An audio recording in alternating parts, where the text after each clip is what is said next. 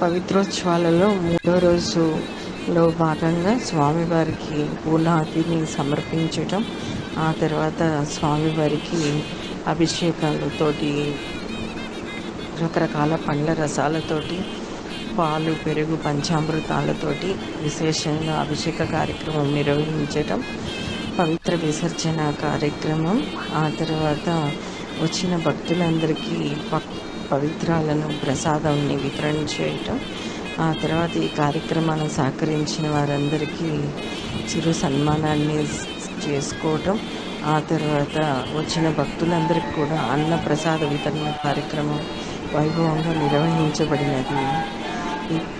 పరోక్షంగా ప్రత్యక్షంగా ఈ కార్యక్రమాన్ని వీక్షిస్తున్న రామ పరివారందరికీ కూడా శ్రీ కోదండరామస్వామి, సీతమ్మ తల్లి, ప్రవక్త ఆంజనేయ స్వామి యొక్క ఆశీర్వచనాలు సదా ఉండుగాక. అందరి కుటుంబాలలో ఆయుర ఆరోగ్యాలతోటి, అష్టైశ్వర్యాలతోటి, సుఖ సంతోషాలతోటి, ప్రేమానురాగాలతోటి వర్ధిల్లాలని, ఆధ్యాత్మిక సంపద మరింతగా పెరిగి అఖండంగా ఆధ్యాత్మిక కార్యక్రమాలు ప్రపంచం అంతా కూడా వైభవంగా జరగాలని స్వామిని మనస్ఫూర్తిగా ప్రార్థిస్తున్నాం. జై శ్రీరామ్, జై జై శ్రీరామ్.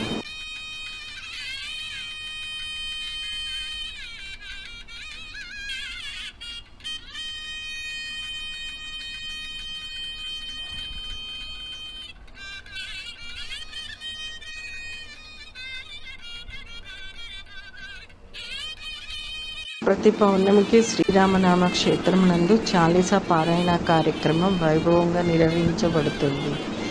జై శ్రీరామ్, జై జై శ్రీరామ్.